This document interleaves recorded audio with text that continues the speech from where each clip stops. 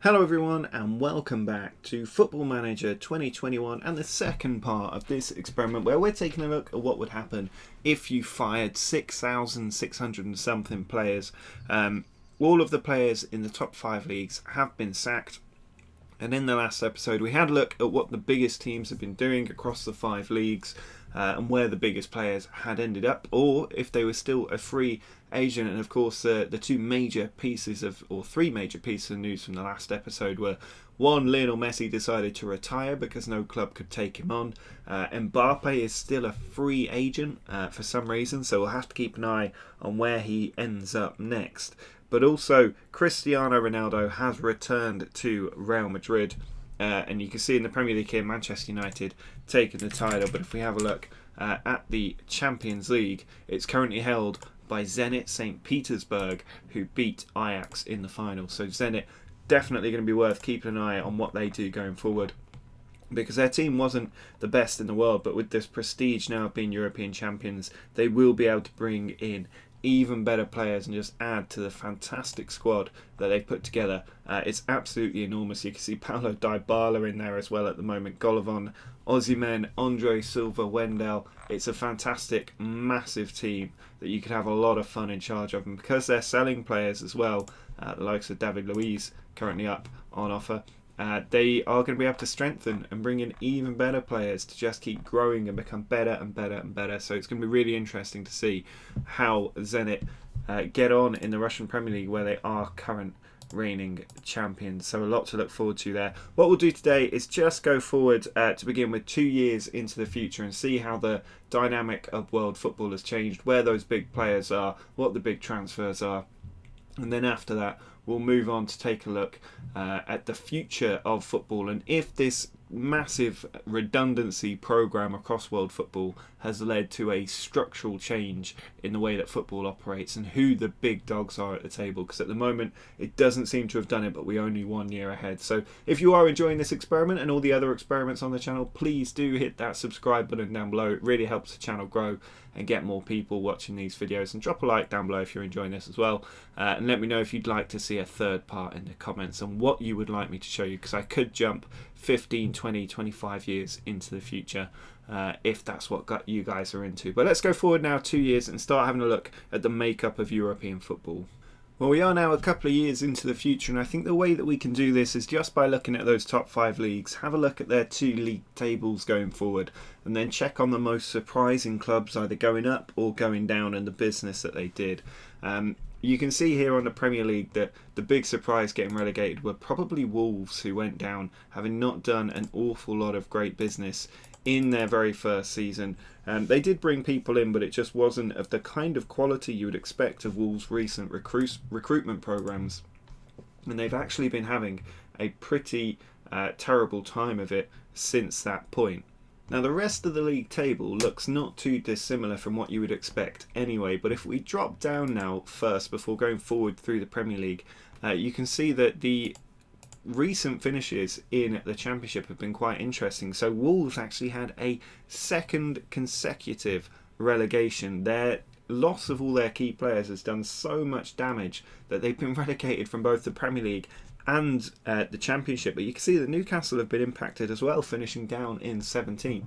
And this means we might be in for an interesting surprise for some of the teams that did get promoted, because then the following season Newcastle still down in 17th place. And if we drop down into League One, you'll see that Wolves didn't even manage to get promoted back up. Fulham, who also got relegated down to League One, did manage to get back up just ahead of Wolves by winning the playoffs, but Wolves in some trouble after 2 consecutive relegations. Now the very next season in the Premier League, you can see it was Palace, Villa and West Brom that went down, so the newly promoted teams not actually doing that badly. West Ham managing to get into the top 4, with Spurs falling out, Watford and Everton up there as well, Arsenal there, Liverpool down in 11th place.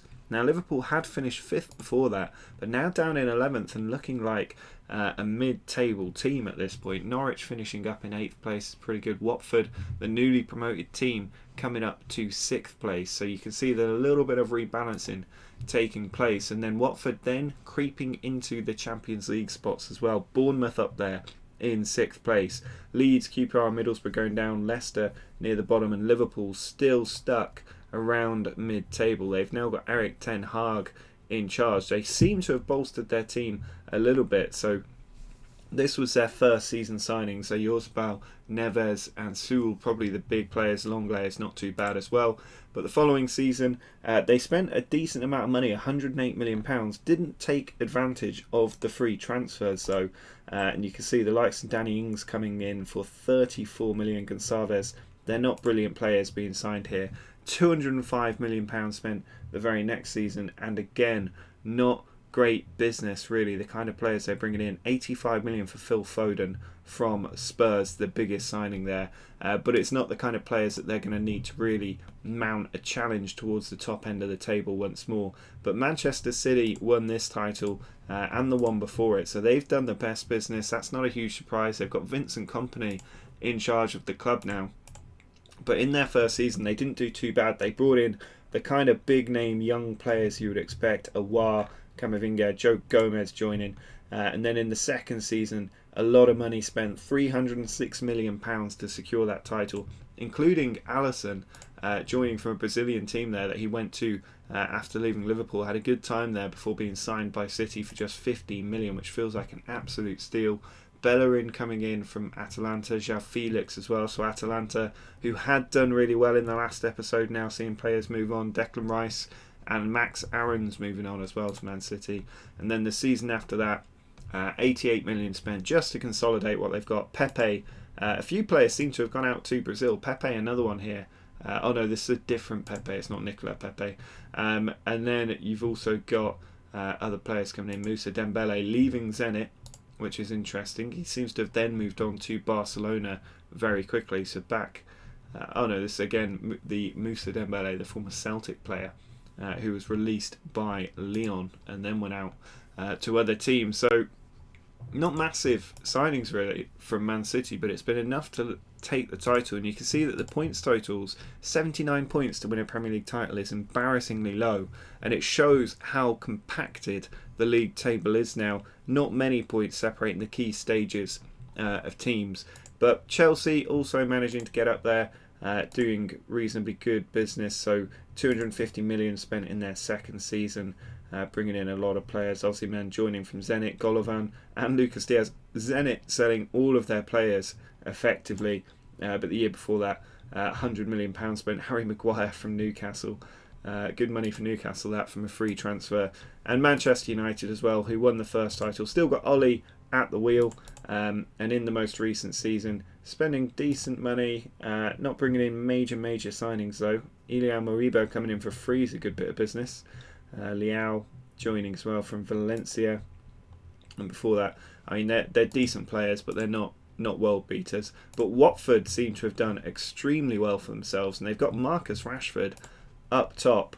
I think he was the first bit of business they did, like bringing in Marcus Rashford on a free, but the second season they haven't actually signed many players on free transfers. They've just done good transfer business, bringing in the kind of players you would want to strengthen your team. And then more recently, £162 million spent on players. Nick Pope joining, but again, not world beaters. They've just got a really strong squad. The same thing we saw with Zenit St. Petersburg as well, but other teams really struggling as they go down through the divisions. So if we have a look at La Liga next and how this has been doing, in that first season Real Madrid were the winners. The following season, not too many surprises in here. The top four is pretty much what you would expect. Now Real Madrid obviously had an unbeaten season the first time round out. Not that much difference the following season, just an extra defeat instead of a draw. And then in the most recent season, their lowest points total as they dropped to 3 defeats, and Atletico Madrid managed to take the title. But the top four has been consistent. La Liga has returned to its previous hegemony. They've got Jordan Pickford in top at the as captain at the moment, but Sergio Reguilon joining. Dybala, again, Zenit had a massive clear out after that Champions League win, so we're seeing that filter through to all the different teams. Bernardo Silva joining on a free. They did really good strengthening Atletico Madrid to build on the business they did in their first window. And Real Madrid still got Cristiano Ronaldo in charge as captain, Zinedine Zidane in as manager. They had undoubtedly the best business of anybody, and they built on that, bringing in the likes of Alan from Corinthians, and finally we see Kylian Mbappe gets a club after a season out of the game. He joins Real Madrid. Real shame that he was out of the game for an entire season, but since he's been at Real Madrid, excellent return on his stats, up there with Ronaldo, absolutely tearing that league apart. So Ronaldo, Haaland and Mbappe, Griezmann up there as well, Sadio Mane. That is deadly what they've got there. And then also bringing in the likes of Raheem Sterling, Saliba as well, who's a good wonder kid. So Real Madrid absolutely strengthening their business, and great players in that club now, giving them 2 league titles in a row. Barcelona, who struggled in their first season, now got Henrik Larsson in charge. Everybody bringing back former great players to strengthen them as managers. But you can see Odsonne Edouard signed as a striker. It's not great business, and that's why they're falling behind Atletico Madrid and Real Madrid. But Tielemans for 93 million at Atalanta again, losing players as time goes on. Now, the Bundesliga, the surprise package last time around were Leipzig, who obviously have a good business mindset, so they were always going to do well out the free transfers. But then they drop back, and it's actually Bayern Munich who've come back to return to dominance in German football. That's not a major surprise. They've still got Hansi Flick in charge, but if you look at their squad here, it's pretty good.